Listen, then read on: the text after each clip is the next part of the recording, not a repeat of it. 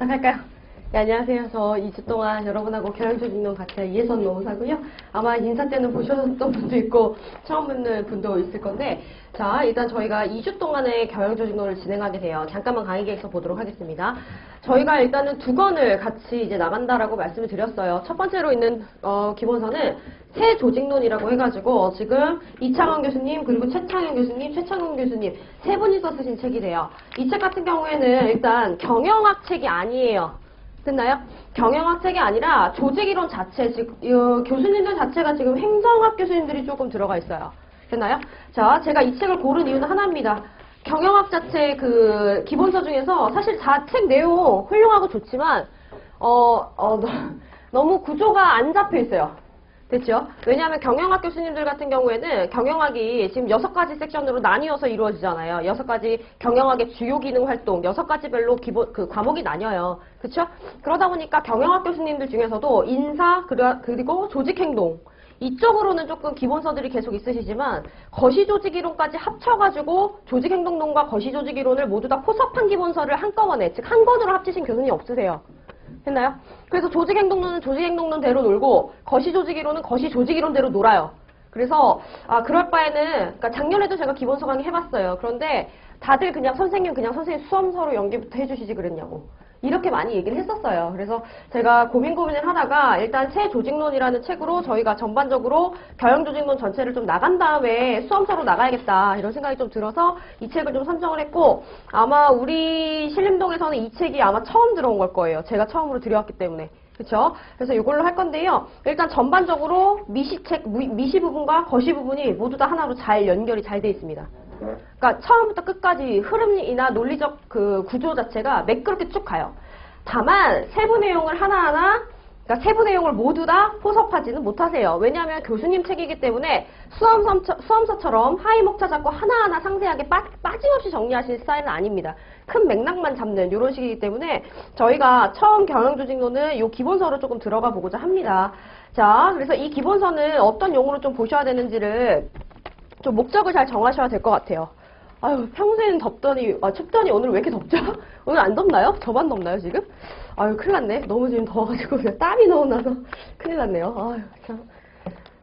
자, 가볼게요. 기본서 같은 경우에는 지금 어떻게 볼 건지, 수험서 같은 경우에는 어떻게 볼 건지 좀 말씀을 좀 드릴게요. 경영조직론 하실 때는 좀 많이 논리적이셔야 돼요. 많이 논리적이고 체계적이시면은 그만큼 암기할 게 줄어듭니다. 됐나요? 좀 계속 사고를 좀 하셔야 되고, 이게 인사관리하고는 또 다른 성격이 좀 있어요. 아셨죠? 자, 일단은 저희가 두 권을 나가게 돼요. 새 조직론이라는 책과 그 다음에 우리 수험서 정통경영조직론 나가게 돼요. 정통.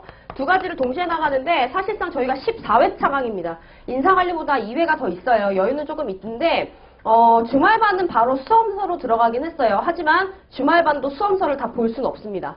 됐나요? 지금 처음 접하시는 분들이 많기 때문에 경영조직론 자체를 수험서 기준으로 나가다 보면 이 내용이 많이 어렵게 느껴지실 거예요. 그래서 저희가 일단 새 조직론은 일단 큰 맥락이 잘 잡혀있고, 그 다음에 대신 세부적인 내용 자체가 수험용으로 정리되어 있진 않아요.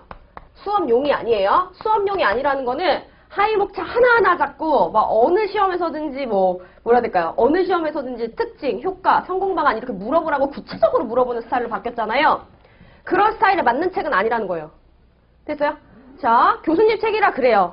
그래서 이 책 같은 경우에는 여러분 어떤 용어로 보셔야 되냐면 진짜 말 그대로 맥락 잡는 용어로 보세요. 됐어요? 제가 여기는 뭐 하이목차까지 쪼개서 뭐 해라 인사관리처럼 그렇게 요구하지 않아요. 여기는 큰 목차는 외워야 돼요. 큰 목차요. 몇 장, 몇 절, 그 다음에 로마자 1번, 아라비아 숫자까지밖에 없어요. 목차가. 됐어요? 이거 외워가시면서 그냥 외우는 게 제가 진짜 들고 다니면서 기계처럼 외우라는 말씀 드리는 거 아니죠. 뭐 하라는 거예요? 1장에서 우리가 조직이론에 대한 기초를 배웠는데 거기에서 고전이론은 무슨 이론이 있고 무슨 이론이 있고 무슨 이론이 있고 첫 번째 나왔던 이론은 이런 내용을 주장하는데 이런 한계점 때문에 그 다음 이론이 나왔던 거지. 연결하시면서 목차 간의 흐름을 만드는 용어로만 삼으세요. 아셨죠? 그리고 쭉 읽으시면서 전반적인 이해만 하시면 돼요. 우리 아주 가볍게 한 해독 돌릴 거거든요. 됐죠? 자, 이게 아마 1주 동안 할 내용이 될 겁니다. 새 조직론이요. 이번 한 주 동안 새 조직론을 끝낼 거고, 그 다음에 저희가 다음 주부터 정통경영조직론 수험서로 들어가게 되는데, 수험서는 이제 어떻게 구조가 잡혀 있어요? 이 맥락 그대로 따왔어요. 무슨 말인지 알까요? 제가 이번에 전면 개정을 작년에 하면서 모르겠어요. 우리 학생들은 반응이 좋았어요. 저희 학생들은 선생님 책이 그냥 그 처음부터 끝까지 쭉 연결하기 좋았다고. 왜냐하면 지금 말씀드렸던 것처럼 경영학 책은 조직행동론 쪽하고 조직행동론 책을 따로 쓰시고 그 다음에 거시조직이론, 즉 조직론 책을 따로 쓰세요. 이렇게. 근데 우리 경영조직론은 두 개를 같이 물어본단 말이에요. 그러니까는 여기서 여기로 연결하는 게 차라리 쉽지가 않아요. 교수님들이 너무 딱딱 구분해서 써놨기 때문에. 사실 구분이 되는 책이 아니거든요. 그러니까 구조가 지금 엉망이 되는 거예요. 자, 게다가 여기는 교수님들이 엄청나게 책을 많이 써요. 근데 여기 거시조직이론 쪽은요, 우리나라 교수님이 쓰신 책은 없어요. 경영학 쪽 교수님의 책은요. 거의 임창희 교수님 조직론밖에 없어요. 조직론의 이해인가? 그거랑 조직론. 그렇죠? 근데 그 책이 되게 또 잘 쓴 책이냐? 수험 적합적으로 맞는 책이냐? 아니에요. 그냥 수험적으로 맞지 않아요. 됐죠? 그렇기 때문에 이거 나가리. 전 그래서 기본서 웬만하면 안 쓰려고 그래요. 제 책으로 그냥 가려고 그래요. 됐죠? 왜냐하면 저도 이거 합치는데 5년이란 시간이 걸렸어요. 5년. 됐어요?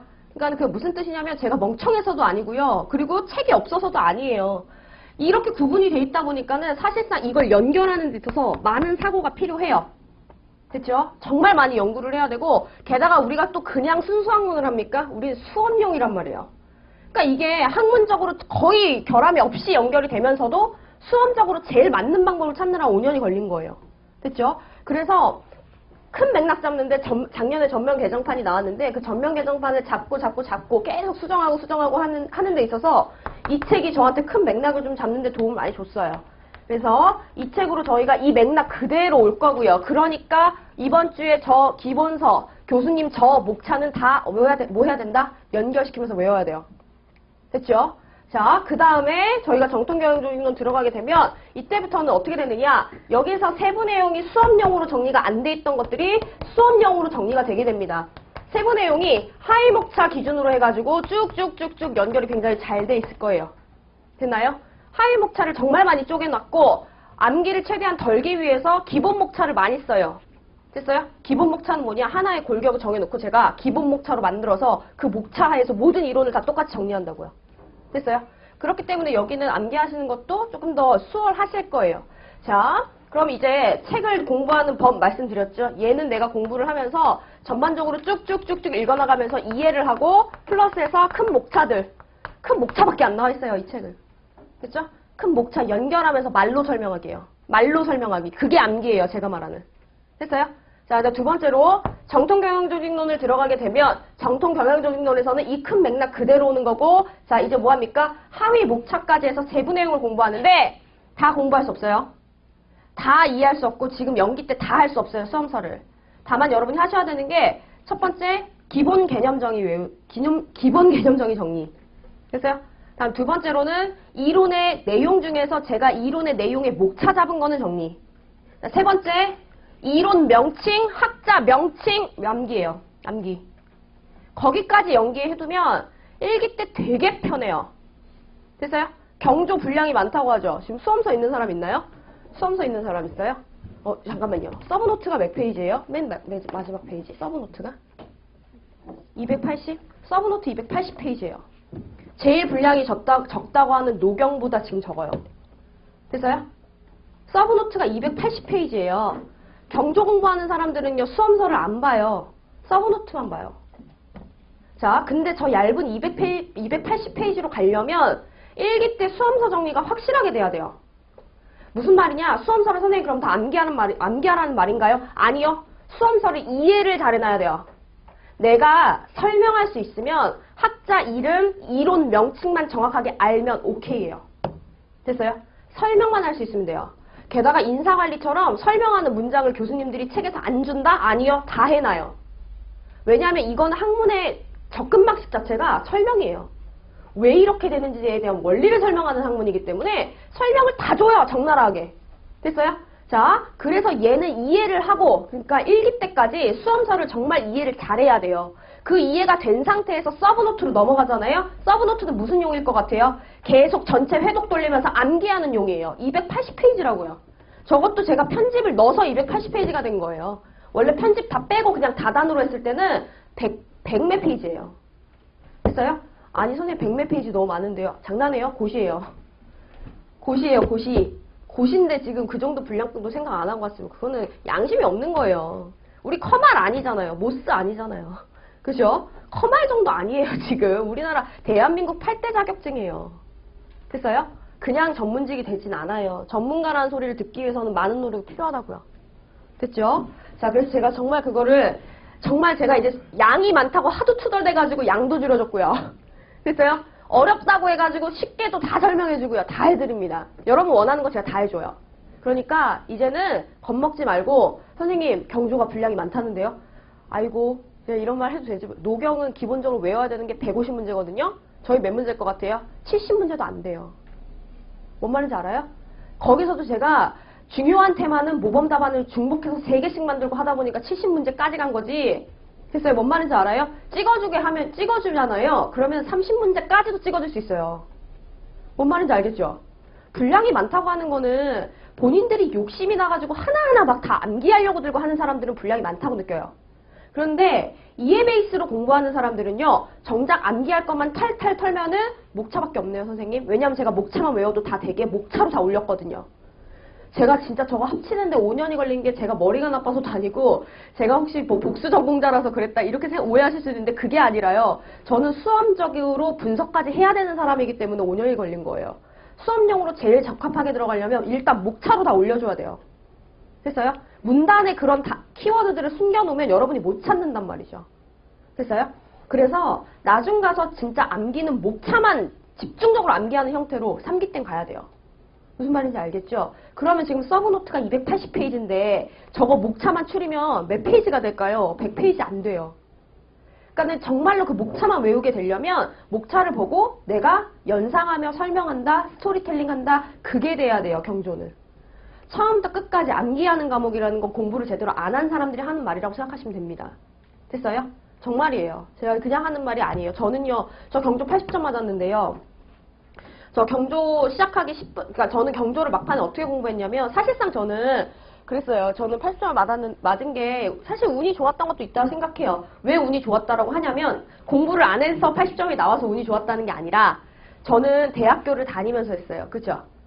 학교 수업을 대학교 강의를 계속 들으면서 했는데 그 당시 교수님이 굉장히 교수님 복도 있었어요. 되게 열심히 가르치셨고 그룹 뭐 프로젝트 시키고 발표시키고 그딴 거 안 하셨고 진짜 교수님들 기본서 가지고서 처음부터 끝까지 본인이 슬라이드까지 요약 슬라이드 만들어 가시면서 처음부터 끝까지 교수님 기본서를 씹어먹게 해줬어요. 됐어요? 그래서 거시조직이론 책 기본서를 놓지 않았었고 그렇죠? 조직행동론 책도 기본서 놓지 않았고 다행히 인사관리도 기본서를 놓지 않고 기본서 위주로 계속 학교에서 공부했단 말이에요. 근데 하필 19회부터 뭐가 나왔냐면 19회부터 50점짜리 문제에서 거시 쪽이 손대지기 시작했어요. 근데 이거를 제대로 다들 못 썼어요. 왜냐하면 그 당시에 들었던 강사님은 이 50점짜리 문제를 다뤄주지 않고 찌라시를 줬어요. 찌라시, 추가 자료. 교수님 책에 이런 것도 있다. 됐어요? 강사들이 제일 강의하기가 편하려면 뭐 해야 되는 줄 아세요? 찌라시를 많이 뿌리는 거예요. 그럼 뭐 한다? 얻어 걸리거든요, 문제가. 한 번도 강의 시간에 해준 적은 없는데 찌라시를 뿌리고 보세요. 근데 나중에 할 말이 있잖아. 여기 줬는데 안 보신 거잖아요. 이렇게 할 말이 있기 때문에 강의할 때 제일 편한 게요. 그 찌라시를 많이 뿌리는 게 제일 편해요, 사실. 근데 저는 찌라시 안 뿌리거든요. 저는 제 모범 답안을 그냥 다 써줘요. 안 볼 거 알고. 뭔 말인지 알겠어요? 아무튼 그랬어요. 찌라시로 줬어요. 그러니까 이거를 다 잘 썼겠어요? 다들 어떤 식으로 공부했냐면 교수님 기본서를 보는 게 아니라 단문으로 정리해서 그 단문을 그냥 막 기계처럼 암기하고 들어가서 120문제인가를 암기하고 들어갔어요, 다들. 120문제 없었다는 거죠. 교수님 기본서 안에 있었고 기본서 안에서도 이해 제대로 못했으면 못 쓰는 문제였어요. 뭐가 중요한지 몰라서. 그렇죠? 근데 그래서 저는 운이 좋았다는 거예요. 내가 계속 기본서를 봤을 때 사람들이 저한테 되게 비웃었거든요. 아니 무슨 기본서를 보냐고. 지금 그냥 120개 외워. 그리고 어차피 기출된 문제는 나오지도 않으니까 그냥 120개 중에서 안 나온 문제만 추려서 외워. 막 이랬었거든요. 근데 저는 운이 좋았어요. 교수님 책 놓지 않았으니까. 근데 저의 그런 공부 방법이 이제는 확실하게 맞아요. 이 이후로 계속 어떻게 돼요? 50점짜리 문제는 거시가 계속 나오고 있고 그 다음에 문제가 굉장히 어려워요. 단순 암기로는 절대 못 푸는 문제예요.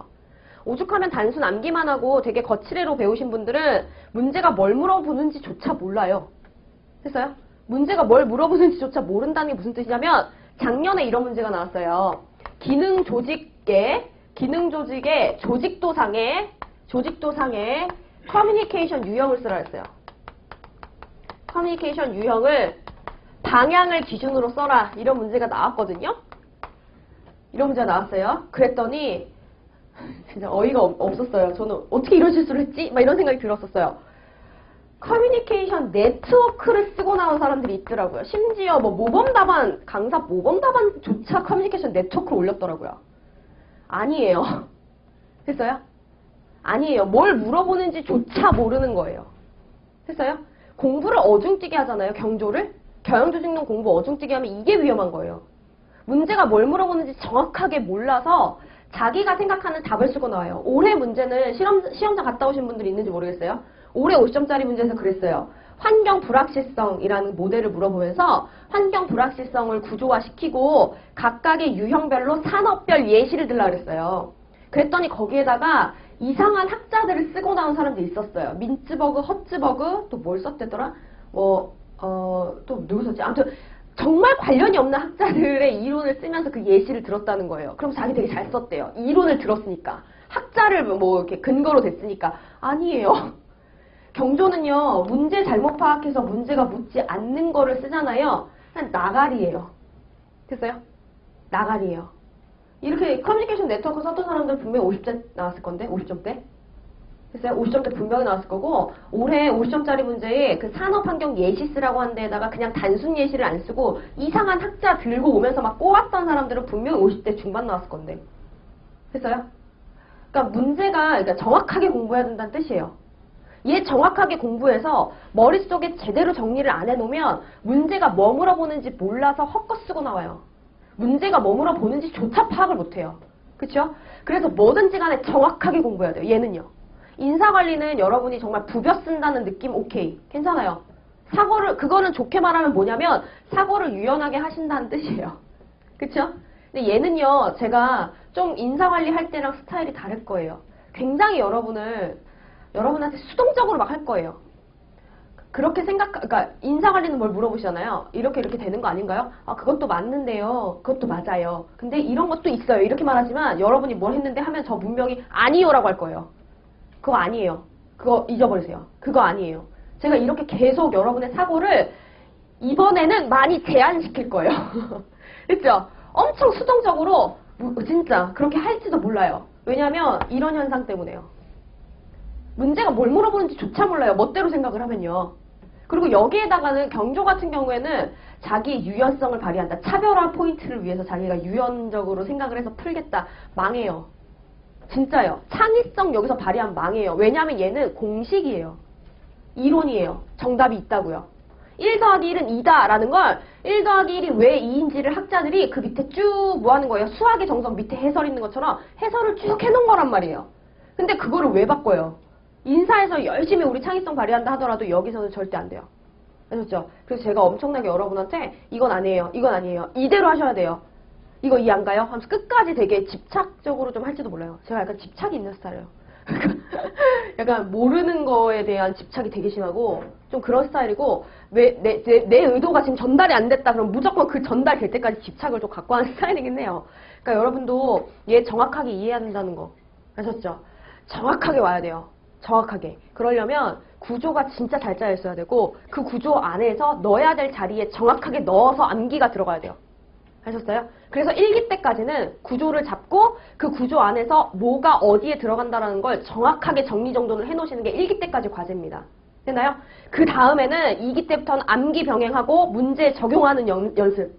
이렇게 들어가셔야 된다는 거. 구조를 미리 잡아야 돼요. 지금 선생님 저 1기 때 암기 들어갈래요? 아니면 저 1기 때 다시 이해할래요? 2기 때 암기할래요? 3기 때 암기할래요? 늦어요. 이제는 그래요. 됐어요? 작년에 합격한 사람들 보면은 작년이 아니죠. 올해죠. 올해 경영조직론 최고점은 65점 매치라고 누가 공단에 자료 요청해서 받아서 올렸다면서요. 인터넷에. 그쵸? 맞아요. 경조는 제가 얘기했어요. 학생들이 너무 들뜬 거예요. 왜냐면 찍어준 게 다 나왔거든요. 세 문제가. 됐어요? 50점짜리 문제 A급 찍어줬어요. 환경 불확실성 나온다. 모범답안 만들어서 시험까지 봤어요. 이거 나온다고. 근데 이거 제가 그렇게까지 얘기했어요. 교수님 책에 그지같이 정리가 돼 있기 때문에 내가 정말 끝판왕으로 정리해서 50점짜리 모범 답안을 주는 거다. 이것만 외워라, 환경 불확실성은. 그렇게 해서 해줬고요. 그 다음 무슨 얘기까지 했냐면 수업 시간에 그랬어요. 거시조직이론에서 계속 문제가 나오고 있는데 크게 찍지 말아라. 지금 계속 출제 경향을 보면 이제는 조직 구조 쪽이다. 근데 뭐 나왔어요? 조직 구조 설계 물어봤잖아요. 환경 불확실성하고 조직 구조 설계 방안 두 개를 같이 물어봤어요. 50점짜리에서. 했어요? 제가 노는 사람이 아닙니다. 제가 앉아가지고 노는 사람이 아니에요. 저는요, 매해 개정판 이렇게 나올 때마다 저는 이제 행정학 책까지 봐요. 여러분한테 도움될 것 같아서. 그쵸? 게다가 저는 수험 분석까지 해야 돼요. 출제 경향까지. 그죠? 자, 그거 찍어줬고, 25점짜리 첫 번째 학습, A급, 모범 답안 3가지 종류별로. 됐어요? 문제를 3종류로 모범 답안을 3개까지 만들어서 여긴 무조건 나온다. 그리고 그거 못 쓰면, 아유, 말 심하게 나올 뻔했어. 그거 못 쓰면 나가 죽어야 된다. 이럴 뻔 했는데, 접신물이에요. 됐어요? 코를 진짜 박아야 되는데, 자, 그 다음 세 번째 문제. 세 번째 문제가 집단의 속성을 제가 50점짜리 모범 답안으로 정리를 해줬어요. 집단의 속성을 50점짜리 모범 답안으로 준비해주고, 이 중에서 25점으로 나올 애들은 응집성하고 규범입니다. 응집성 나왔죠?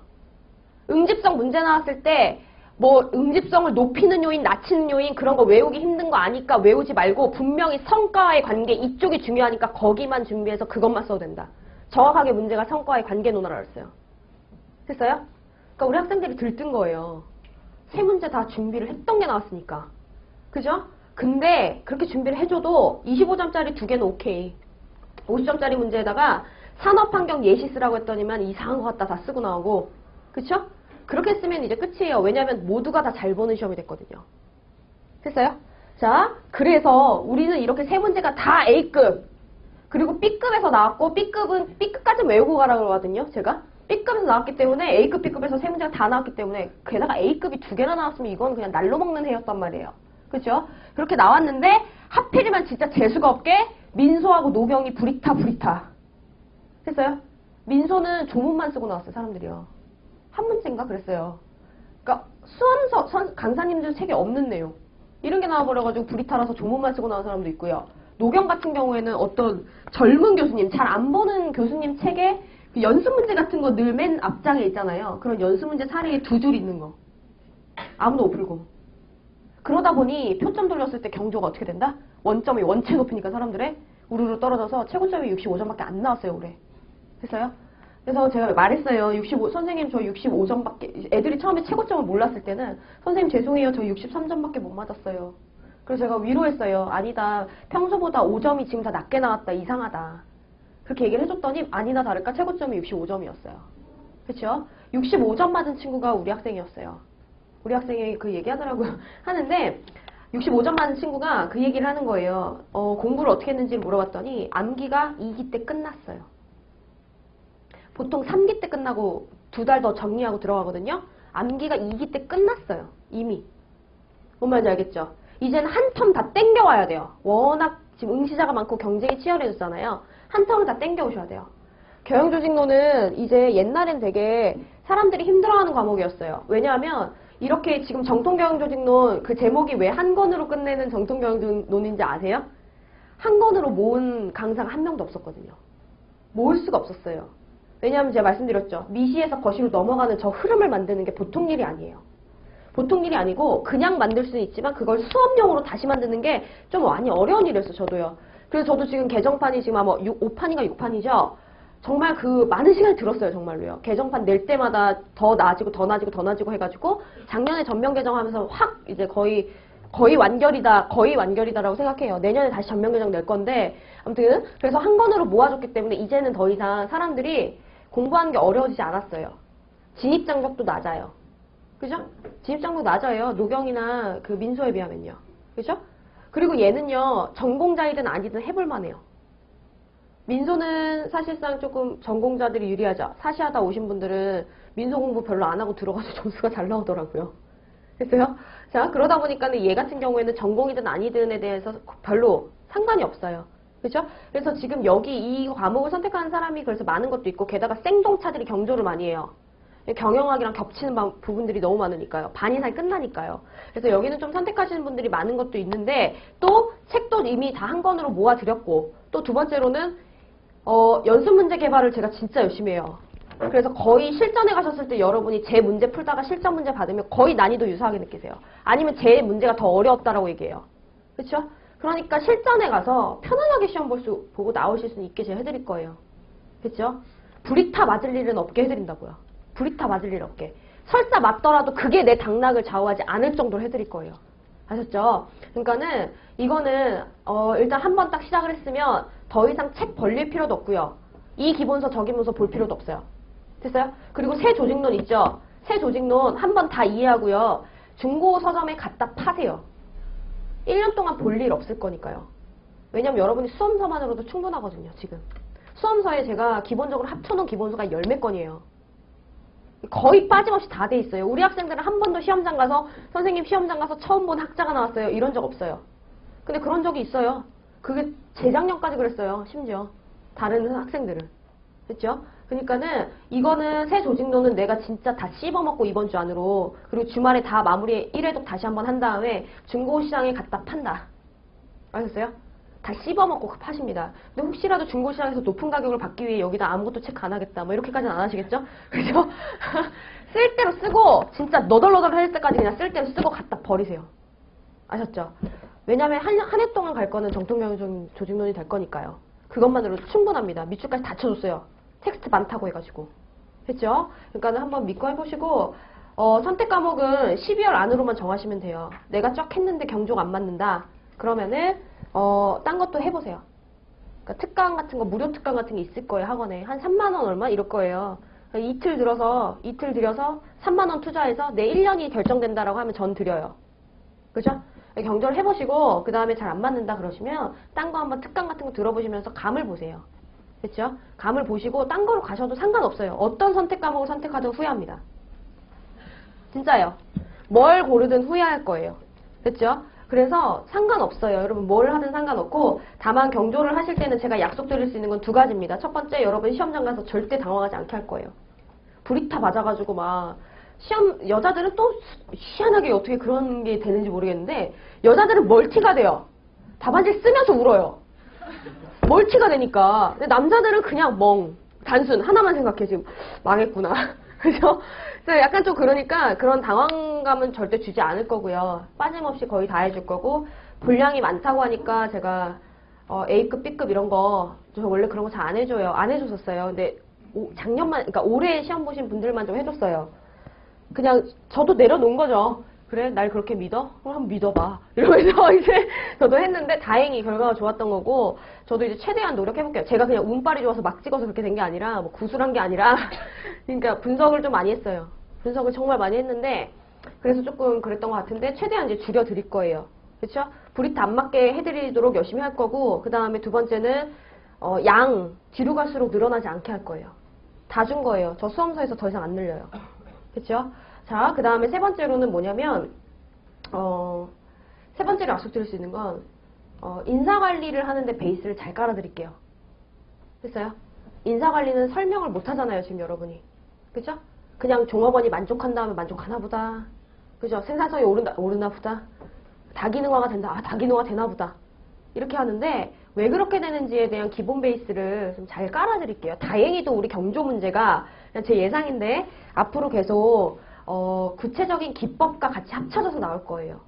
관리 기법하고 엮여서 나오는, 그러니까 시사점이라는 것과 같이 엮여서 물어볼 거예요. 예를 들면 어떤 이론을 물어보면서 이 이론이 보상에 있어서 주는 시사점이 뭐냐. 이런 식으로 약간 인사랑 크로스되게 나오기 시작했어요. 너무 감사하게. 그렇죠? 그래서 약간 좀 인사 쪽에 가서도 내가 설명을 못 붙여서 목차 아래에 한두 줄밖에 못 쓴다? 그런 일은 없게 해드릴 거예요. 아셨죠? 그래서 제가 약속드릴 수 있는 건 일단 3개예요. 그렇죠? 선생님 하나 빼놨는데 왜 고득점 약속 안 하냐? 뭐 이럴 수 있는데, 그죠? 고득점은 여러분 이것 때문에 떨어지진 않게 해야죠. 그건 당연한 거니까. 그죠? 그래서 열심히 해볼 테니까 여러분도 한번 열심히 해주시면 좋겠어요. 그렇죠? 열심히 했으면 좋겠고 시험은 다음 주 월요일부터예요. 아셨죠? 기출문제를 다 풀 거예요. 왜냐면 기출문제를 자꾸 응용해서 다시 내셔요. 그렇죠? 다시 내시기 시작하셔서 저희가 기출문제는 다 풀어볼 거고 선생님 그럼 기출문제 지금 다 외워야 되나요? 그럼 기출문제 그거 자료 다 모아서 끝까지 시험 전날까지 다 봐야 되나요? 아니요. 제가 다시 나올 만한 문제들은 연습 문제집 안에다 변형시켜서 해놨어요. 그러니까 여러분은 지금 이 순간만 노리세요. 됐죠? 미래 걱정하지 마세요. 현재만 열심히 하면 된다고요. 자료 나오는 거 있으면 25점 기출문제 모범 답안 있잖아요. 그 자리에서 그날 바로바로 복습하고 이거 필요한데 자기 수험서에 포스트잇 정리해가지고 추가로 넣어놓고 끝내면 돼요. 아셨죠? 포스트잇으로 하세요. 지금은 책에다가 연필로, 볼펜으로 막 정리하거나 서브노트 손대지 마시고 그리고 그죠? 그러지 마세요. 포스트잇으로 정리해 놓으셨다가 나중에 분명히 일기 들어가서 보면 그 포스트잇이 부끄러울 거예요. 분명히 부끄러워요. 바로 떼서 버리시라고요. 아셨죠? 왜냐면 그때는 내가 몰랐는데 이게 전체 한 바퀴 딱 돌아가고 한 바퀴 더 돌아갈 때 아는 내용들이 더 생기거든요. 그럼 그때 그런 포스트잇은 다 떼서 버리는 거예요. 됐죠?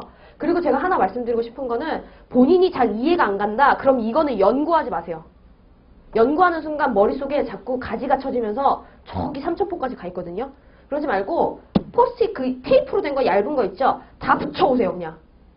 됐어요? 다 붙여오세요. 끝나고 제가 바로 나가지 않을 거예요. 여기 행시 수업이 있어서 아마 좀 비워줘야 될 거긴 하지만 끝나면 복도에서 제가 분명히 질문 다 받고 갈 거예요. 이거는. 됐죠? 연구를 너무 심하게 하고 오지 마세요. 본인이 자체 이해를 막 하지 마세요. 아셨죠? 그거 하나 말씀드릴게요. 대신 질문을 막 이상한 거 하면 안 돼요. 아셨죠? 책에 있는 건데 물어본다거나 이런 식으로는 하지 마시고 그냥 진짜 그냥 마치 자판기에서 목마를 때마다 음료수 꺼내 먹듯이 이렇게 막 조금 텍스트 이해가 안 간다. 어떤 친구는 와서 저한테 텍스트를 해석해달래요. 그러니까 영어 문장 해석하는 것처럼 제가 오죽하면은 문장 해놓고 이게 목적어고 이게 주어야 이렇게 이게 동사야 이렇게까지 해줬는데 그런 거는 좀 그쵸? 그런 건 좀 그렇고 그러니까 좀 정말 이해가 안 되는 것들 그런 것들은 조금 포스트잇으로 해와서 끝나고 저한테 한꺼번에 질문 좀 해주세요. 아셨죠? 자체 이해를 하지 마세요. 자, 그럼 오늘 이제 내용이 들어가야 되는데 내용이 들어가야 해요. 제가 오늘 책을 바로 나갈까 말까 하다가 제가 이제 그거를 제가 잘 안 보는 게 잘 안 보려고 하는 게 이제 막 강의 평가 이런 거 잘 안 보려고 하는데 그러니까 알긴 알아요. 뭐가 문제인지 알긴 알아요. 아예 귀 막고 사는 사람은 아닌데 잘 안 보려고 하는데 특히 강의 중엔 안 보려고 그래요. 왜냐하면 제가 동기부여 떨어지거든요. 그래서 잘 안 보려고 하는데 누가 안 보려고 했는데 홈페이지 들어가면 자꾸 이렇게 강사 평가 뜨잖아요. 알아요? 우리 홈페이지에. 근데 우연히 돌아가다가 뭐가 떴길래 봤어요. 제 사진이 뜨면서 뭐가 이렇게 있더라고요. 그래서 딱 떠서 봤는데 처음 접하는 사람한테는 적합하지 않다. 뭐 이런 식으로 막 이렇게 비추한다. 막 이렇게 써놨더라고요. 그래서 그걸 보고 약간 강의 중에는 보면 안 되는데 내가 봐버렸네. 막 이러면서 되게 막 그랬는데 이해해요. 이해해서 오늘은 제가 경영조직론 어떤 건지 조금 전반적으로 소개를 좀 해주려고요. 됐어요? 전반적으로 소개를 좀 하려고요. 그래서 여러분 들어보고 내 길이 아니다 하면은 첫날 환불 가능하죠? 오늘 결정하세요. 아시죠? 오늘 결정을 하세요. 오늘 결정을 하시는데 네, 연습장 하나 꺼내세요. 꺼내셔서 제가 오늘 경영조직론 전반에 대해서 조금 흐름을 좀 잡아드리려고요. 자, 아유 왜 이렇게 덥지?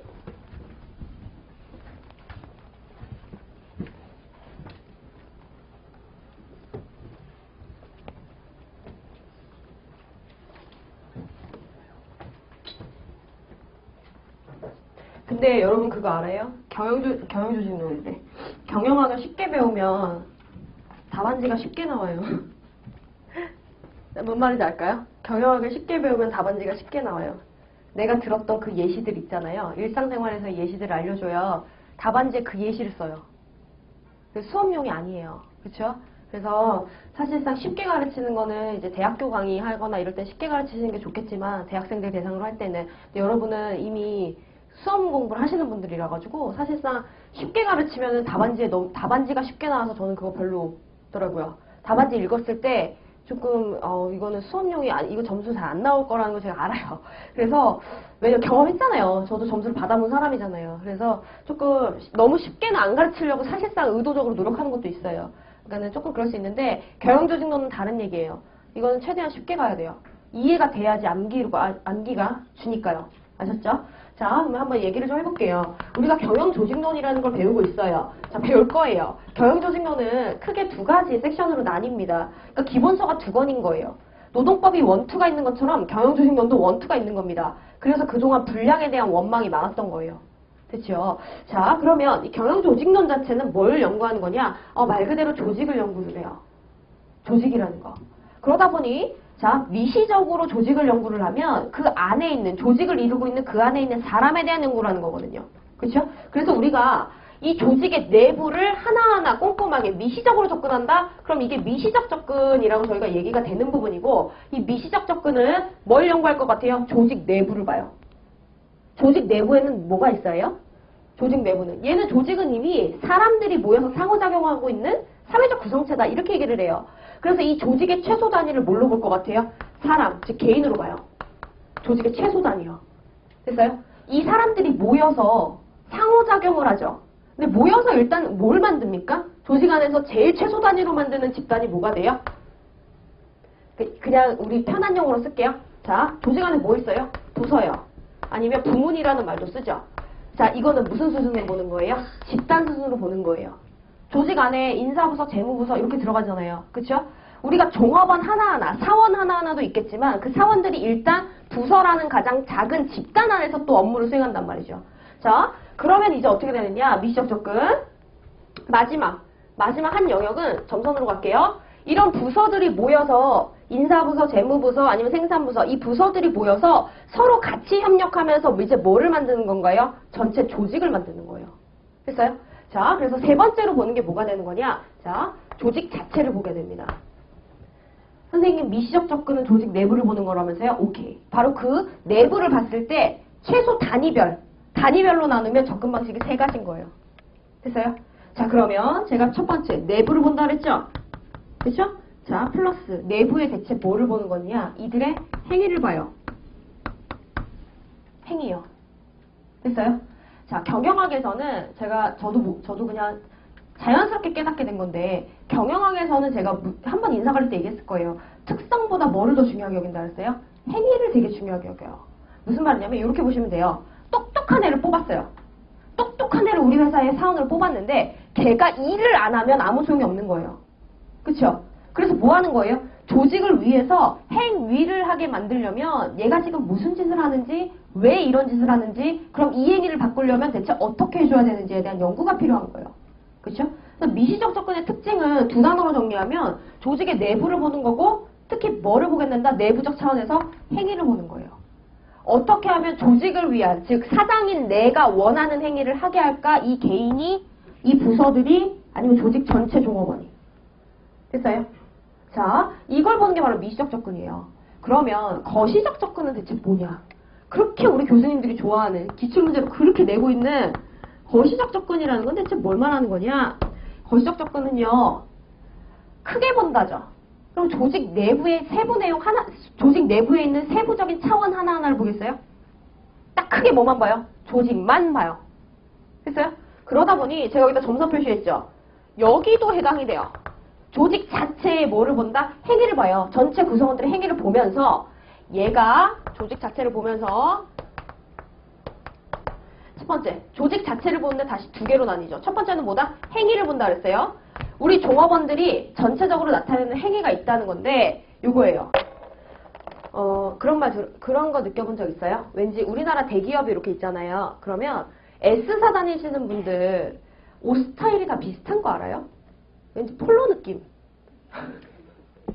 면바지에 폴로 남방에 그것도 되게 폴로 남방이 파란 계열이 많고 그런 거 느낀 적 있어요? 그리고 뭔가 되게 동그란 뿔테 안경을 쓰신 분들이 되게 많아요. 동그란 거.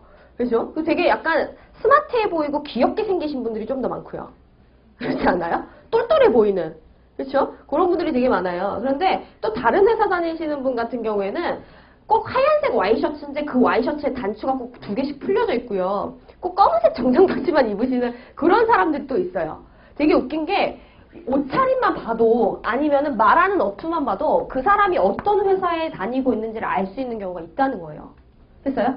자, 그런 경우는 대체 뭐 때문에 지금 이런 게 있느냐? 그 선생님 편견 아니에요? 이렇게 말씀하실 수 있는데 편견 아니에요.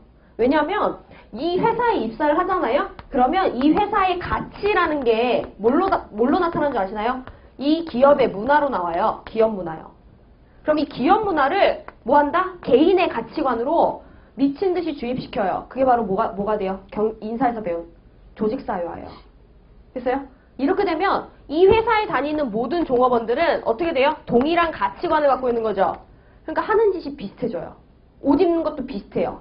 일을 할 때 태도도 비슷해져요. 정말로 그래요. 제가 이런 말 해도 되나 모르겠는데 저는 별로 결혼 생각이 없는데 저희 엄마는 굉장히 제가 빨리 결혼했으면 좋겠어요. 그러다 보니까는 소개팅, 맞선, 미팅 엄청나게 했거든요. 하는데 그래서 저는요 딱 그냥 아예 사전 배경 정보를 듣지 않고 나가요. 들어봤자 저는 까먹으니까요. 관심이 없어서. 그렇죠? 그래서 저는 만났을 때 자꾸 헛소리 해가지고 제가 양다리 걸친다고 생각하는 사람도 있었어요. 그래서 잘못 누구더라? 막 이름이 막 헷갈리고 막 이래가지고. 그래서 나가서 이렇게 딱 보면 그냥 딱 앉자마자 딱 보면 알아요. 이 사람 어느 회사 다니는구나. 그러면은 진짜 맞아요. 진짜 맞아요. 왜냐면 대화를 또 딱 해보면 아 맞네. 확신이 들거든요. 보통 모 회사에 다니시는 분들은 어떤 느낌이냐면 뭐에 대해서 많이 물어보시냐면요. 저의 커리어에 대해서 굉장히 많이 물어봐요. 그것도 조심스럽게 물어본다고 물어보는데 되게 티나는 거. 어떻게 물어보냐면 강의는 많으세요? 뭘 의도하는지 알겠죠, 그분이. 그죠? 강의는 많으세요? 이거를 많이 물어봐요. 그런 거를 딱 보면 아, 이분은 굉장히 경쟁적인 기업 문화가 있는 회사군. 왜냐면 본인이 곧 나와야 될 수도 있는 언제 본인이 그러니까 정년을 보장받기에는 굉장히 눈치 받는 회사구나. 그러니까 본인이 그렇게 전문직 여성을 굳이 찾고 찾아서 저한테 와서 그렇게 묻겠죠. 강의는 많으세요? 왜 노무법인 안 다니세요? 이렇게 물어봐요. 그렇죠? 그걸 딱 보면 알아. 사이트 나와요. 그렇죠? 그래서 딱 보면 아 어느 회사 다니나 보네. 그래서 얘기하다 보면 혹시 어디 다니세요? 그럼 맞대요. 그렇죠? 그러니까는 그게 되게 신기한 일이에요. 우리는 그래서 뭘 배울 거냐면 이 신기한 현상을 배우는 거예요. 됐어요? 자, 그래서 저기 나와 있는 첫 번째 조직 수준에서의 연구를 한다는 거는 일단 첫 번째 동일한 조직 안에 있는 전 종업원들이 동일하게 나타내는 행위가 있다. 그걸 우리가 조직 수준에서의 행위라고 그래요. 됐어요? 이 행위 자체에 대한 연구를 하고 두 번째, 그럼 이 행위는 어디서부터 나오는 거예요? 정신머리에서 나오는 거예요. 가치관에서 나오는 거잖아요. 그쵸? 얘는 조직 문화에서 나온다라고 보는 거거든요. 정신머리에서 나오는 거예요. 근데 여러분, 정신으로는 이걸 해야겠다라는 생각이 있지만 몸이 안 따라주면 안 되죠. 그래서 조직 자체를 이해하기 위해서 우리가 조직의 구조를 보는 거예요. 어떤 몸뚱아리인지. 됐죠? 몸뚱아리 보고 정신머리 보는 거예요. 자, 그러면 여기서 끝나는 거냐? 아니요. 거시적 접근이죠. 조직 자체만 봤죠. 크게 봐요. 얘가 갖고 있는 정신머리, 얘의 몸뚱아리 크게만 보고 얘가 이제 뭐 한다?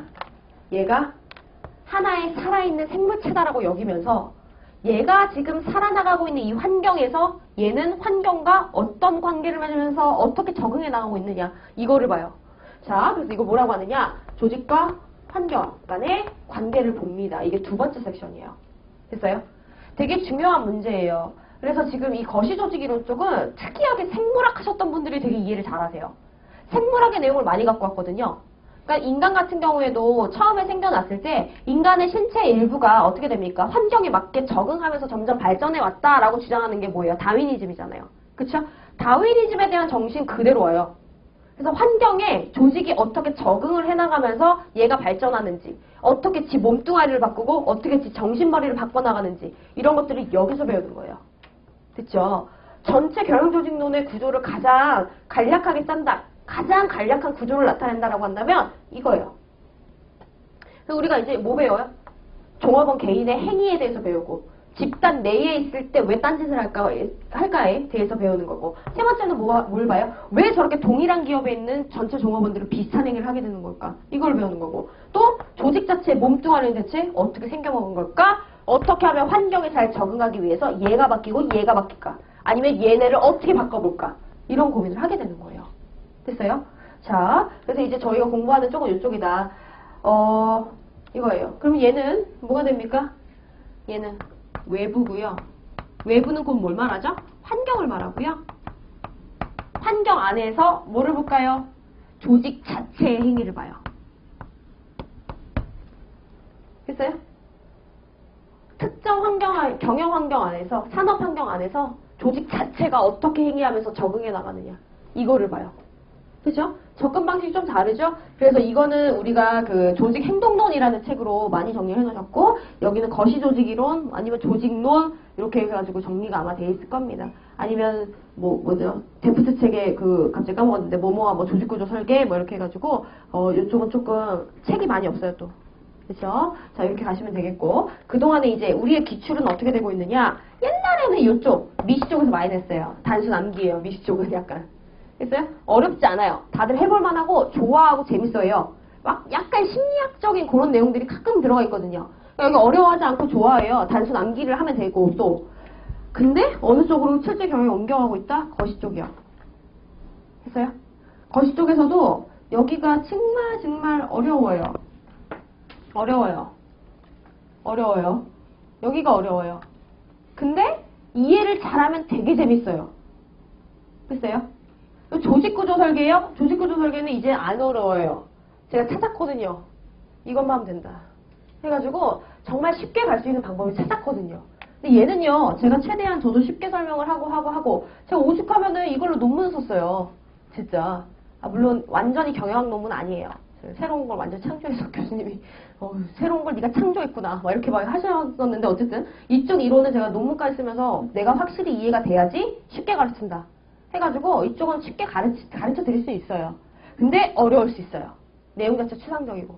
그런데 최재희원은 이제 뭘 알아요? 어디를 어려워하는구나 정확하게 알아요. 여기를 많이 내요.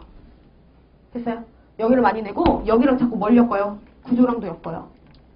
됐죠? 그렇죠? 그래서 조금 잘 가셔야 되고 이 미시적 접근에서 문제가 나온다. 이거 웬 떡이야? 이게 돼야 돼요. 이게 웬 떡이래? 근데 여기서 문제가 나오면 각오했던 대로 나왔군. 이렇게 가셔야 돼요. 아셨죠? 그래서 한번 얘기를 한번 해보도록 해요. 자, 그럼 첫 번째 우리가 미시적 접근이잖아요. 미시적 접근부터 한번 얘기해 보려고요. 자, 미시적 접근 같은 경우에 특히나 우리가 개인 수준의 행위를 한번 보려고요. 개인 수준에서의 행위 연구예요. 자, 이게 바로 경영 조직론에 처음 들어가는 이제 내용이 되는 건데 미시적 접근, 개인 수준 행위 연구인데 여기 같은 경우에는 당연히 우리 새 조직론을 토대로 해가지고 모형이 하나 있긴 한데 쉬운 모형을 제가 쓰던 모형을 한번 그려드리면서 설명을 좀 해볼게요. 제가 공부하면서 저도 연구하면서 이렇게 모형을 하나 저도 만들었는데 그냥 답안지는 쓰지 마세요. 아셨죠? 제가 만든 모형이니까. 자, 첫 번째로 어떻게 생각하시면 좋냐면 개인 수준에서의 행위의 연구라는 거는 개인의 행위, 그러니까 여기서의 개인은 우리 조직 안에 있는 종업원을 말해요. 인간 인류를 말하는 게 아니에요. 아셨죠? 우리 종업원의 행위 자체를 지금 연구한다는 건데 이걸 왜 연구하냐는 거예요. 됐어요? 저는 그거부터 이해가 안 되는 거예요. 아니 행위를 왜 연구한다는 거야? 대체 왜 연구하는 거지? 되게 고민을 많이 했고 막 기본서들을 많이 찾아봤는데도 명확하게 알려주는 책이 사실상 없었어요. 근데 이게 많이 공부를 하면서 좀 보다 보니까 이런 개인의 행위를 연구하는 이유는 일단 첫 번째 전제 조건이 뭐냐면 여러분 인간관계론 기억나요? 인간관계론에서 뭐 확인했어요? 우리? 조직은 생산성 향상이라는 게 목적이겠지만 그 안에 있는 종업원의 목적은 친목질. 그죠? 그러니까 조직 안에 있는 개인이요. 당연히 조직의 목적을 달성하기 위한 행위를 해주지 않는다라는 전제가 깔려있던 거예요. 됐어요? 저는 경영조직론 처음 시작할 때 과학적 관리론, 인간관계론 막 나오거든요. 전 되게 짜증났거든요. 인사관리에서 한 거를 여기서 왜 또 하고 있는 거야? 되게 짜증이 났었는데 이제 와서 돌아보면 개인의 행위를 연구하는 이유는 개인이 당연히 조직 목적 달성을 위한 행위를 할 거라는 전제가 아니었기 때문에 그래서 앞쪽에서 과학적 관리로 인간관계로 그렇게 깔아준 거구나. 알겠더라고요. 그럼 얘 당연히 조직을 위한 행위 안 하죠.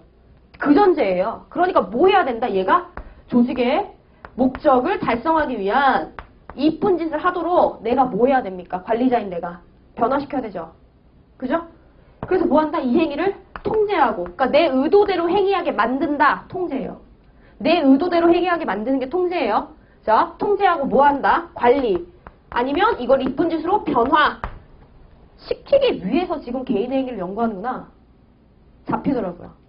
그럼 개인의 행위를 내 의도대로 바꾸려면 대체 내가 어떻게 해야 되냐는 거예요. 어떻게 해야 되느냐? 일단 얘가 조직 안에서 진짜 친목질을 하는지 일을 하는지 뭐 해야 돼요? 확인부터 해야죠. 무슨 짓을 하는지 객관적으로 행위부터 쭉 드러내야 돼요. 이걸 기술한다 그래요. 기술한다 그러면 여러분 그냥 쭉 쓰는 거? 이렇게 생각하시는데 그게 아니라 학문적으로 기술의 개념 정의는 객관적 현상을 드러낸다예요. 됐어요? 그래서 조직 안에서 우리 구성원들이 대체 무슨 짓을 하는지 조사부터 한다는 거예요. 그 다음에 뭐예요? 이 짓을 대체 왜 하느냐? 그 원인을 설명합니다. 설명의 학문적 정의는 원인 설명이에요. 됐어요? 자, 세 번째, 그 다음 무슨 짓 하냐면 원인 찾았죠? 그럼 뭐까지 할 수 있어요? 있어야 돼요? 예측이요. 이런 결과가 나타나겠네. 얘가 이딴 짓을 하면. 했어요? 이거를 먼저 해야지만 이게 가능해지더라고요. 정리. 개인 수준에서의 행위 연구는 조직 내에 있는 개인의 행위가 조직의 목적 달성을 위한 행위가 되도록 만들기 위해서 개인의 행위를 연구하는 것이다. 그 행위 자체를 내 의도대로 변화를 시키려면 그 행위에 대한 기술 설명 예측이 선행돼야 된다. 됐죠? 그러면 기술 설명 예측을 하려면 대체 뭐 해야 되느냐? 행위에 영향을 끼치는 뭐부터 찾아야 됩니까? 그렇죠. 변수부터 찾아야죠. 됐어요? 자, 일단 첫 번째. 우리가 행동을 할 때 뭐가 가장 크게 영향을 미칠까요? 신분 특성 변수요. 예를 들면 나이 같은 거 한번 생각해 볼까요? 내가 20대다. 그럼 여기서 조금 더 발랄해도 상관없어요. 그렇죠? 하지만 내가 30대다라고 했을 때는 뭔가 내가 되게 나타내야 되는 행위가 있는 거죠. 그렇죠? 그래서 이런 신분 특성 변수, 그러니까 나이나 외모나 아니면 성별이나 아니면 인종이나 이러한 것들이 조직 안에 있는 개인 종업원의 행위에 영향을 끼친다. 그래서 이런 변수에 대한 설명을 해야지만 이 행위에 대한 기술 설명 예측이 가능해진다는 거죠. 두 번째, 뭐도 달라질까요? 능력이요. 능력이 많은 사람과 낮은 사람은 조직 안에서 드러나는 행위 자체가 달라요. 능력이 없는 사람은 조직 안에서 어떤 행위를 주로 할까요? 정치 행위요. 그죠? 내가 능력이 없는 걸 덮기 위해서 추가적으로 뭐 해야 됩니까? 싸바싸바도 잘해야 되고 담배도 같이 많이 펴줘야 되고 술도 계속 마셔줘야 돼요. 그렇죠? 근데 능력이 있는 사람 같은 경우에는 정치 행위보다는 오히려 과업수행 행위가 더 많이 나올 거예요. 그렇죠? 다음 세 번째 한번 가볼까요? 이 사람의 뭐요? 성격이요. 성격이 외향적인 성격인지 내향적인 성격인지에 따라서 조직 안에서 드러내는 행위가 달라질 거 아니에요. 그럼 이런 성격에 대한 이해는 행위에 대한 기술 설명 예측에 도움이 되는 거 아니에요? 그렇죠? 자, 또 뭐 있을까요? 이 사람이 갖고 있는 가치관이요. 개인주의적 가치관을 갖고 있는지 아니면 연공주의적 가치관을 갖고 있는지 그럼 가치관에 따라서 뭐합니까? 행위가 달라져요. 그렇죠? 개인주의 성향이 짙으신 분들 같은 경우에는 일단은 협력적인 업무를 수행하는 게 조직 안에서 좀 나타나지 않겠죠. 그런 직무수행 행위 자체가. 그렇죠? 자, 그러면 하나 더 볼까요? 또 뭐가 있을까요? 성격 가치관 또 어떤 게 영향을 끼칠 것 같아요? 이 사람이 갖고 있는 조직이나 직무에 대한 태도요. 이 태도 자체가 긍정적인지 부정적인지에 따라서도 조직 안에서 드러내는 행위 자체가 달라진다는 거죠. 이건 이해 가시죠? 그렇죠? 또 뭐 있을까요? 또 뭐 있을까요? 감정이요. 직무에 대한 스트레스를 굉장히 많이 받고 있다. 그럼 되게 이건 부정적 감정이죠. 스트레스를 받고 있다는 것. 그럼 그런 직무 스트레스를 받고 있는 사람은 똑같은 직무를 맡는다 하더라도 다른 사람과 어떻게 합니까? 더 부정적인, 다른 사람보다 더 부정적인 행위를 드러낼 거예요. 그렇죠? 자, 이렇게 해서 우리가 이제 뭐를 보는 거다? 개인의 행위를 기술 설명 예측하기 위한 변수들을 보는 거예요. 그러면 얘네와의 관계를 파악을 하잖아요. 얘네와의 관계를 파악해서 그래서 얘가 궁극적으로 여기를 좋게 만드느냐 나쁘게 만드느냐 이걸 보는 거거든요. 됐어요? 자, 이걸 보고 나서 그럼 이제 뭐 해야 되죠? 내가 원하는 행위를 가르쳐야 돼요. 또는 내가 원하는 행위를 하게 만들어야 돼요. 그래서 배우는 게 뭐느냐? 내가 원하는 행위를 하게 만들기 위해서 무엇이 행위를 나오게 만드는지를 연구하는 게 동기부여고요. 이해했어요? 내가 원하는 행위를 하게 만들기 위해서 무엇이 행위를 하게 만드는지, 무엇이 스스로 행위를 유지시키는지 그걸 연구하는 게 동기부여예요. 그 다음에 동기부여로 즉 떡밥을 던지면서까지도 했는데도 내가 원하는 행위를 안 한다? 그럼 뭐예요? 앉혀놓고 두드러 패면서 가르쳐야죠. 그죠? 두드러 패는 거 심했고. 그럼 이제 뭐가 돼요? 직접적인 통제, 변화 방법. 그게 뭐다? 여기서 학습이에요. 교육조직론에서 학습은 배우는 것이 아니라 행위를 바꾸는 것이에요. 됐어요? 이게 개인 수준에서 배우는 전체 내용이에요. 우리 뭐 배워요? 하나, 둘, 셋, 넷, 다섯, 여섯, 일곱, 여덟 개 챕터인 거예요. 됐어요? 제가 이거를 딱 그려놓고 보니까 아 이렇게 별거 아닌 걸 이렇게 길게 그래서 막 되게 화가 났던 기억이 있어요. 자, 그러면 우리는 어떻게 할 거냐면 저는 그래요. 그거 알아요? 여러분? 인사관리는 강사님이 되게 많죠. 경조는 별로 없죠. 그죠? 진입장벽이 너무 높아요. 왜 높냐면 왜 아무나 지금 못 들어오는지 말씀드리자면 제가 이걸 만든 이유가 있어요. 이거 제가 만든 거거든요. 제가 이해하면서 만든 거예요. 이거를 만든 이유가 있어요. 나의 만족을 위해서 만든 게 아니라 이거를 만들어야 여러분이 수험적으로 공부하기가 편해지겠더라고요. 무슨 뜻이냐? 그래서 이렇게 딱 구조를 쪼개고 보니 그때부터 기출문제랑 제가 비교를 해봤어요. 어디가 제일 많이 나왔지? 어디를 중점적으로 지금 출제위원들이 묻고 있는 거지? 기출문제를 보면 기출문제를 보면 이게 나왔다 안 나왔다 그걸 보셔야 되는 게 아니라 출제위원이 이걸 중요하게 여기는구나. 이걸 중요하게 덜 여기는구나. 이걸 알아야 돼요. 출제위원은 누구? 교수들이에요.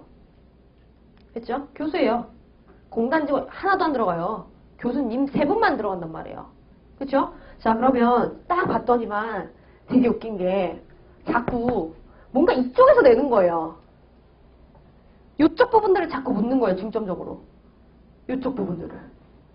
왜냐하면 조직행동론의 근본적인 학문적 성격 자체가 뭐라고요? 행위를 바꾸기 위해서 공부하는 거예요. 그죠? 그러니까 자꾸 요 관계를 묻거나 아니면 여기를 자꾸 묻는 거예요.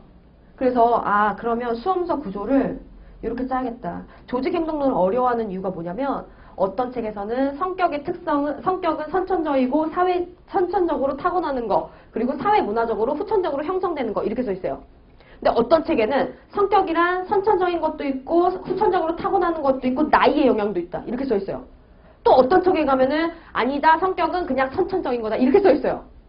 그러다 보니까는 이거 뭐야 개판이네 이렇게 돼요. 저는 그런 거 되게 못 참아, 약간 변태인가 봐요. 제가 그런 거 되게 못 참아거든요. 그래서 짜증이 나서 아니 근데 이게 그렇게 중요한 논인가? 그것도 확인을 했어요. 근데 기출문제에서는 그딴 걸 안 물어본다는 거죠. 중요한 게 아닌 거예요. 그래서 제가 어떻게 했냐면 그렇게 변수 자체에 대한 거, 성격이 타고나는 건지 사회 문화적으로 후천적으로 생겨나는 건지 그딴 변수 자체에 대한 설명을 수험서에서 다 앞으로 몰았어요. 수험서 다 로마자 1번으로 모른 거예요. 변수에 대한 설명이에요. 진짜 급하면 로마자 1번 제끼고 가도 돼요. 됐어요? 다 몰고 그 다음에 로마자 2, 3번으로 제가 뭘 잡았냐면 궁극적으로 논하고 싶은 게 이거예요. 얘가 종업원의 행위에 어떻게 영향을 끼쳐서 얘를 바꾸는지 얘한테 그래서 좋다는 건지 나쁜다는 건지 이거를 파악하려고 하거든요. 그래서 관리자가 뭐 하려고요? 좋다라고 하면 그거 하게 만들고 나쁘다라고 나오면 이거 못하게 만들려는 거예요. 학습을 통해서. 그렇죠? 그래서 제가 로마자 2번으로 뭘 잡았냐면 전부 다 변수별로 얘랑 얘가 무슨 관계가 있어서 얘가 좋아진다 나빠진다 이거 검토를 해놨어요. 이게 조직행동과의 관계. 이게 OB라고 쓸게요. Organizational Behavior이에요. 됐죠? OB예요. 혹시 또 그럴까봐 OB와의 영향관계라고 제가 2번째 목차를 다 잡았어요. 이거 왜 배운다고요? 내가 원하는 행위를 하도록 바꾸려고 배워요. 그래서 제가 여기에 로마자 3번 목차를 달았어요. 우리 수험서 구조는 다 이렇게 돼 있어요. 됐어요? 수험서 구조를 이렇게 잡았더니 그때부터 신세계인 거예요. 왜요?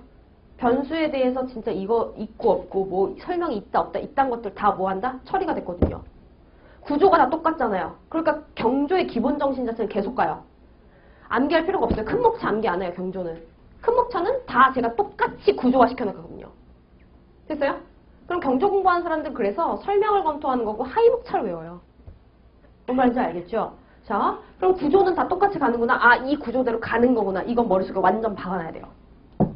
그럼 이제 제가 계속 어떻게 할 거냐면 여러분 판서하고 이제 다음 주 수험서 들어가고 하고 또 여기 처음 접하고 할 때마다 무슨 짓 할 거냐면 일단 로마자 1번 기초 이해. 기초 이해에서 뭐 정리해 줍니까? 성격이란 이러이런 거예요. 성격을 연구하는 이유는 이런 거예요. 성격의 형성 과정은 이런 거고 형성 배경은 이런 건데요. 한번 읽어보세요. 됐어요? 그 다음에 뭐 합니까? 로마자 2번부터 이런 성격이요. 행위하고 무슨 관계가 있는지 제가 성격 유형별로 설명해 드릴게요. 됐어요? 그 다음에 뭐 하겠어요? 그러면 성격 유형별로 여기에 긍정적인 결과를 가져오는 유형이 있고 긍정적이지 않은 결과를 가져오는 유형도 있어요. 원래 그렇진 않은데 그렇게 가야 돼요. 만약 그렇게 갔다라고 하면 마지막 제가 뭘로 정리해 줄겠어요? 그러니까 이런 성격을 만들기 위한 방법은 요거예요. 됐어요? 요렇게 계속 가요. 똑같은 구조로 흐름으로. 사고할 필요 없어요. 그러니까 얘는. 제가 다 만들어줬으니까. 됐죠? 제가 이 구조를 잡았잖아요. 이 구조 이상의 것이 없어요. 그래서 진입장벽이 높아서 못 들어와요. 경조를 강의하고 싶으면 제 책하고 똑같이 가야 되는데 제 책을 갖다 쓰거나 그렇게 해야 되는데 아니 오리지널이 있는데 뭐하러 카피본을 듣습니까? 그죠? 그래서 못 들어오는 거예요, 우리 학생들이. 경조는.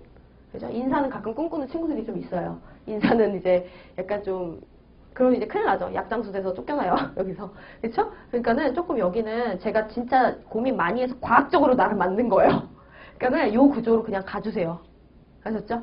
더 나은 구조가 있으면 그걸로 봐주세요. 근데 제 경험상 제가 여기서 이제 7년 차 되는데 제 경험상 이거보다 더 나은 구조는 없었어요. 그냥 제가 잘난 척 하는 말이 아니라. 아셨죠? 자, 이 구조로 간다예요. 선생님 그러면 미시적 접근 중에서 이제 무슨 수준으로 가요? 집단 수준으로 가요. 그죠? 아니 대체 집단 수준은 뭘 배우는 거예요? 이거 한번 고민해 보셔야 돼요.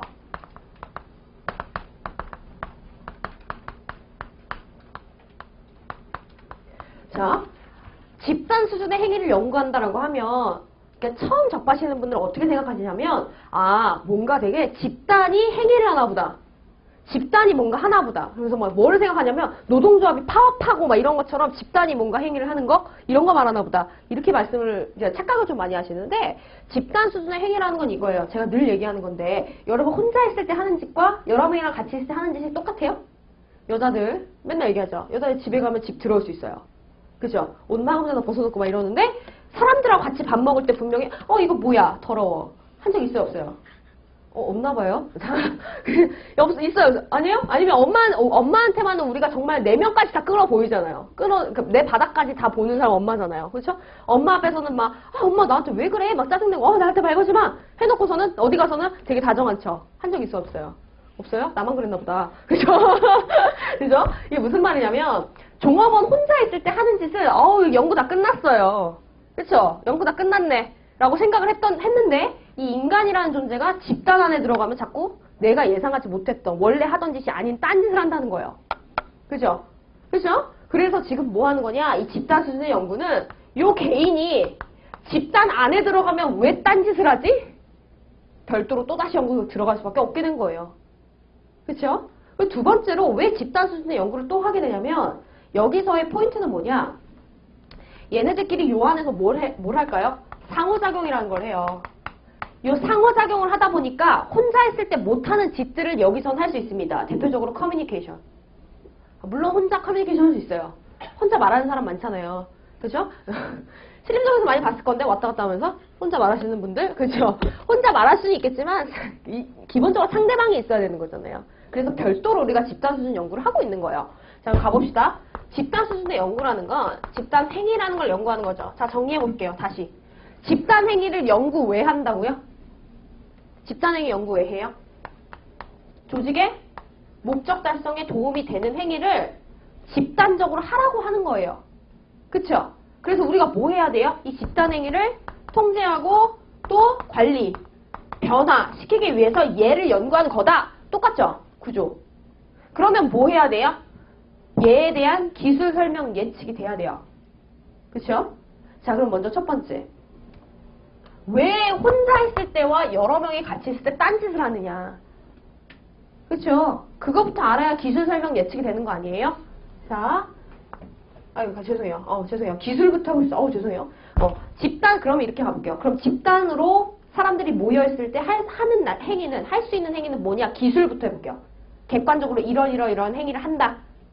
됐어요? 첫 번째, 여러 명 같이 있으면 무슨 짓 할까요? 여러 명 같이 있으면 이거예요. 파워게임.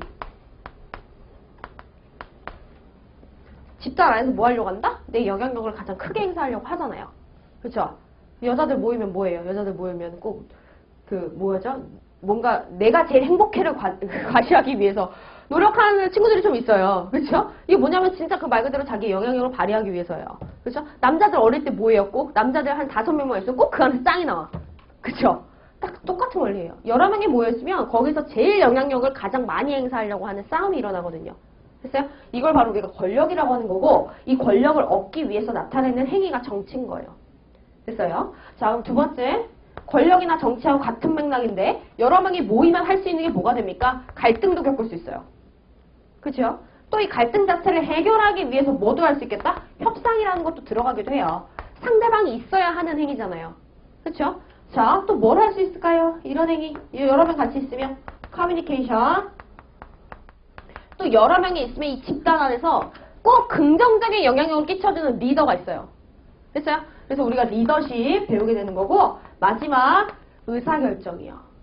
물론 의사결정은 혼자 내릴 수 있거든요. 그래서 개인 수준에서의 의사결정도 있지만 저희는 여기 집단 수준에서의 의사결정으로 조금 몰아서 한꺼번에 처리를 해드리려고요. 그럼 기술 끝났죠? 기술 끝났어요? 자, 그럼 이제 가야 돼요. 얘네가요, 대체 얘네가 혼자 있을 때와 다르게 여러 명이 모이면 왜 이런 짓을 할까? 왜 이런 짓을 할까요? 이거는 집단 자체가 갖고 있는 속성 때문에 그래요. 됐어요? 무슨 말이냐? 이 집단으로 모이게 되면 먼저 첫 번째, 규모라는 게 늘어나죠. 나 혼자 있는 게 아니라 여러 명이랑 같이 있어요. 그죠? 그러다 보니까 예를 들면 혼자 있을 때는 내가 얼마큼 일했는지가 제대로 드러나니까 열심히 막 일하지만 여러 명이랑 같이 있으면 내가 열심히 일 안 해도 솔직히 익명성이 묻히죠. 열심히 일을 안 하는 때도 있어요. 그죠? 그럼 집단의 속성이라는 것이 행위에 영향을 주는 거 맞아요? 영향을 받는다고요. 자, 또 뭐가 있냐면 집단 내에 또 응집성이라는 게 높냐 낮냐에 따라서 내가 하고 싶은 행위를 할 수도 있고 못 할 수도 있어요. 그죠?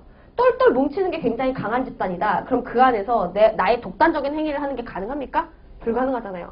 그렇죠? 또 희한하게 집단 안에서는 지위라는 게 존재해요. 서열요. 내가 서열이 낮을 경우와 높을 경우에 나타나는 행위가 또 다를 거 아니에요. 그렇죠? 또 뭐가 다를 것 같아요? 집단 안에서는 꼭 뭐가 부여된다? 역할이 부여돼요.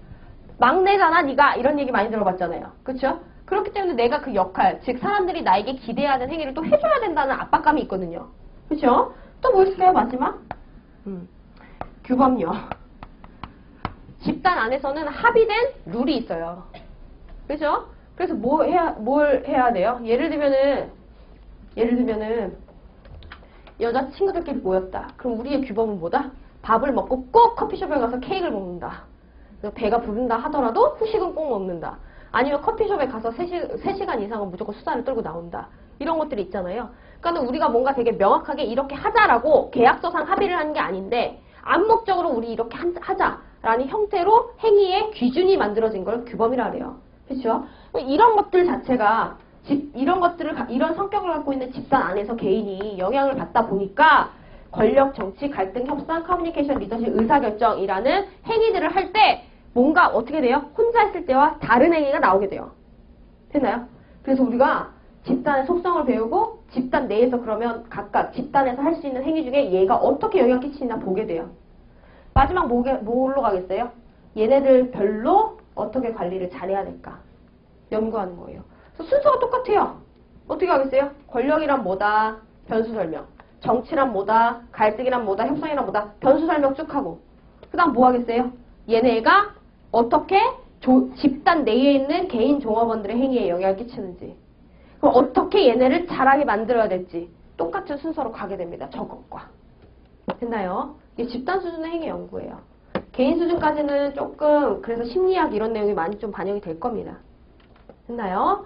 자, 그 다음에 이제 마지막이 아니죠. 거시적 접근인데 여기까지 한번 조금 노트 보시면서 한 번 더 정리해보시고 그 다음에 수업 조금 더 쉬고 들어갈게요. 우리 10분 쉬고 올게요. 20분에 시작할게요.